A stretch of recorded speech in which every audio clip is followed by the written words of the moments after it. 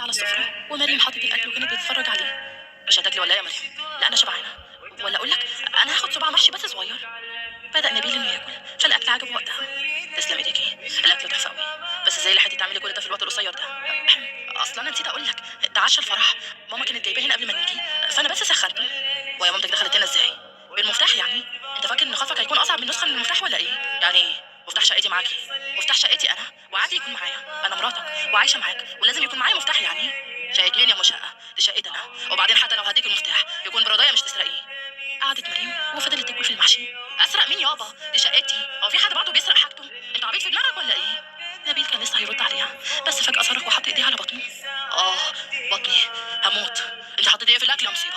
ولا حاجة يا حبيبي، ده يا دوب بس ملين للبطن. حسيتك قافش فقلت الينك شوية. منك لله يا شيخة، منك لله يا مجنونة. اه، قال كده وجري بسرعة على الحمام فمريم حشرت صباعين محشي في بقها مرة واحدة. ما تنساش تزيد السفون وراك يا حبيبي عشان انا بقرف. بعد وقت خرج نبيل وهو ماسك بطنه فبص لمريم وقتها باستفهام. هو انت ازاي بتاكلي الاكل ده كله وما حصلكيش حاجه وانا بطني بتتقطع؟ نوايا يا اخويا نوايا، اصلا انا نيتي سالكه مش زي ناس. انا حطيت الدواء في الطبق بتاعك انت لكن حله المحشي لا. هو انت فاكر ان انا ممكن ابوظ حله المحشي كلها علشان خاطرك انت؟ نو الف نو طبعا، ده محشي يابا مش اي حد. اه، بطني، منك لله يا مريم الكلب. انا مش هسيبك النهارده، ده انا هعمل. جري على الحمام بسرعه فضحكت وقتها عليه. اعلى مفخلك اركبي يا كتب موتون.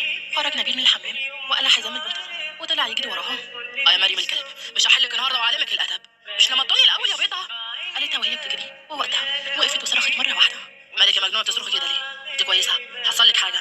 بص بقى، انت تحترم نفسك وترجع لورا كده كام خطوه وتفكر في كلامك مليون مره قبل ما تنطق، فاهم؟ ارجع لورا، يلا ارجع. قالت كده وهي بتصرخ في اخر كلامها. خلت نبيل يرجع لورا كام خطوه من شده صوتها فمريم اتحركت ناحيه السفره ومسكت حله المحشي. بس تمام، يلا نكمل جري يا ابو صلاح. اه يا مجنونه، تعالي هنا يا بنت انت. هاتي حله المحشي، ده انا هموت من الجوع. انت مفجوع؟ ما عندك الاكل ولا المحشي اللي في ايد اليتيم بقى عجبه؟ مش هتاخد مني سبع واحد وانا قلت اهو. خلصت كلامها ودخلت الاوضه ورزعت الاكل في وشه. مجنونه. طب بقول لك ايه، هاتي طبق طيب، انا جعان والاكل ده مش هينفع يتاكل. في اكل تاني في المطبخ مفيش فيه دواء؟ احلفي عشان انا مش مصدقك ولا اصدقك.